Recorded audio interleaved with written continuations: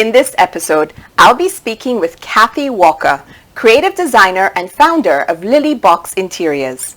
Cathy moved to Sweden from the Caribbean island of St. Lucia to live there full-time in 2009. Lillybox Interiors was established in 2010 and it went public in 2012. Lillybox follows the projects from conceptualization to realization. Through the company-wide network of suppliers and service partners, they can ensure that the project is not just imagined, but becomes a reality. Cathy holds a degree in business and entered the world of interiors purely by accident and through tragedy and a challenge given to her by a close friend. Her career took off almost 20 years ago after she produced and hosted the television program Tropical Lifestyles, which ran for many seasons in the Caribbean. Cathy specializes in creative design and has designed and implemented over 40 hotel, restaurant, office, and upscale private residence projects both in the Caribbean and Europe.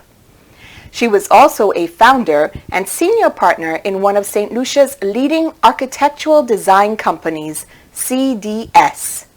Cathy also contributed to some of the Caribbean's leading interior design magazines, and she has been featured in a number of magazines and newspaper articles both in the Caribbean and Sweden, where she now resides with her husband and 3 children. Cathy shares with us today her experience as a rental property owner in the Caribbean. Thank you for joining us today. I'm delighted to have in our podcast/video interview the wonderful, the amazing Cathy Walker, creative director of Lillybox, joining us live all the way from Sweden. Hello, Cathy, and welcome. Hello, Patrice, and thank you for having me. That was a very unexpected call I got off, a few days ago, but it's wonderful to be here. Really, really good to connect with you via this medium. It's great to connect with you as well. Some backstory: Cathy and I have known each other for many, many years through mutual connections and friendship on the beautiful island of St. Lucia. As life has it, sometimes our paths change and they go separate ways. Cathy has ultimately settled and is currently in Sweden, while Patrice is in Canada. It's kind of great that we have these mediums to do this. And today I'm speaking with Cathy. We're going to have 2 meetings with Cathy. The first one, which is today, is all about the absentee ownership, having a property overseas, managing that property from overseas, and a developer's perspective. So Cathy, I know you've done it on a personal level because obviously the connections are still there and you wanted to maintain a home away from home, whether it's from Sweden or St. Lucia, etc. But you've also dabbled in development because I also know that you've had that experience. And it's an interesting thing to see a woman developer. And that's why I'm fascinated by it, because I'm seeing more and more that opportunity, real estate investing, developments, having a slice of paradise or a lifestyle property is something that a lot of individuals want to achieve. And I'm really itching to pick that beautiful brain of yours to just get a little bit more of your perspective from it. So the first question for you, from an absentee developer perspective, is why did you and your family continue to choose St. Lucia to invest in? And so it's 2-part, and share some of your personal experiences, even some of the more scary ones as you've gone through that process.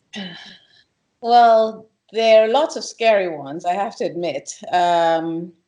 Being an absentee owner is very challenging. It's something where you really don't know what you're getting yourself into until you've done it. But then again, every time you're on the island and you're able to enjoy your property, you kind of renew your contract with yourself to keep this going. Why did we keep investing in St. Lucia or invest in St. Lucia? I'm from the island. I'm a Lucian girl, born and raised, always will be. No matter where I roam, St. Lucia will always be my home. And it's, for me, it's been as simple as that. Whereas my family, my husband and my kids, they've had both worlds. They've had Europe and they've had the Caribbean. And it's maybe not exactly the same relationship my children have with the island that I think my husband and I have. St. Lucia is a beautiful island. There's really no other island like her in the world, as far as I'm concerned. And that's why she's called the Helen of the West, because she was so, sorted off, fought over, and everybody wanted to own a piece of her. And we're seeing this coming back more and more, even during this very challenging global time we've had with COVID. We're seeing people wanting to own a little piece of this island. It's a popular island, not just for the tourists, but also for a lot of celebrities, because I think they could visit and there's a bit of they can be anonymous on the island, or even if they can't be, there is a sort of unwritten rule where they don't really get bothered. Being an absentee owner is challenging. I'll be very honest with you. You need to have good people on the island. Mm-hmm. And even if I am from the island and I feel like I have good connections on the island, I have family on the island, it is still very challenging, because most times what happens is that you will find people coming to the islands who's maybe never owned a property like the ones they get to rent in their positions. Mm-hmm. Or they're not used to living that way, because suddenly when they get to the island with their budget, their lifestyle becomes a bit better, if you know what I mean. Mm-hmm. Yes. And they're not really used to having all these things available to them where they're coming from. So therefore, their demands become very high, but yet the care for your property becomes very low. And it's an interesting, I think, attitude I have noticed through the years, where when people are renting properties, of course, they don't have the same care for the property as if it's their own. And that becomes very, very challenging, very, very hard. And even if you try to maintain your property and you try to keep your property up to a certain standard, like we do, as you know, what our properties look like, it's hard. It's very, very hard. But every time we go back home and we get the property back in order and we stay at the properties, it's like, my God, why are we even contemplating leaving the island again? But of course we do when we go back to Europe, and then the whole cycle starts again. So it keeps life interesting. Yes. So not everybody who walks through the door is like a challenge. We have had some very good tenants. Actually, ironically enough, the best tenants I think we've ever had was a bunch of Italian guys who came on the island to do a project. And during the handover, I was there like a week during the handover, because our property, well, we have properties, but as you know, we have one where we have a separate private quarters for ourselves. And these guys would not go to sleep until I got home in the night. And it was just quite funny. I found it quite funny, but they stayed for quite some time and we had absolutely no issues with them. It was just wonderful having them. So we have had good tenants and we've had bad tenants. But I think it's because people don't tend to treat your property as their own, and their demands become very high once they get to the island. Or the islands, I should say. For sure. So based on, if I was to summarize what you just shared, it's a wonderful way of life choice.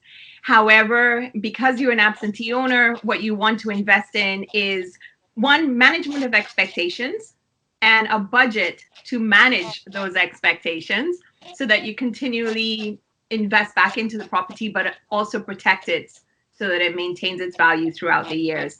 Correct. And you're right, good tenants, bad tenants, I get it. And sometimes too, instead of relying on family or friends, it's hiring the right property management company. Correct. There's a less emotional attachment to it, and they see it as a business, which in effect it can be, so that it's in better condition when the homeowners return, which is yes. Excellent. And it all depends on how you rent your property. There are different ways of renting. You've got the short-term rentals and you've got the long-term rentals. So I think it all depends on your approach. Some people will say that the short terms are better because people come in, you prepare, and they leave. And others would prefer to have long-term rentals. But that also needs to be vetted properly. And that's another thing we need to sort of establish on the island. I've been thinking about it since we've had some of the experiences we've had, a proper vetting service for persons coming to rent.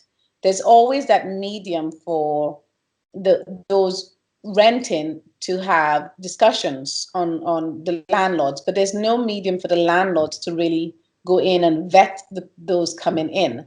And so a proper vetting service is not a bad idea. It's actually something I have been thinking of starting, just to sort of avoid any sort of possible conflict in the future with tenants. Well, certainly it's something that's put in practice in more developed countries, as ones with more established associations and things like that. So again, opportunity, right? Where there's opportunity, you let's hope somebody has it. Yeah. Well, that's awesome. Thank you so much, Cathy. As I promised, it won't be too much. I try to keep these videos very short and succinct because we would like you to keep coming back for more. And we do have more to speak to Cathy about as she returns in a second part of this episode to share with us more of the decorating and design tips from a vacation or villa rental perspective. And with her keen eye on detail, I'm sure she's going to have some interesting insights and tips for that. So please, won't you join us for the next one? To follow, please like the video if you do like it, and subscribe so that you will find out when we release the second part to this interview. Thank you again, Cathy. We'll be right back after this short break. And for those listeners, check it out because it'll be coming along short in another episode. Thank you. Thanks for having me.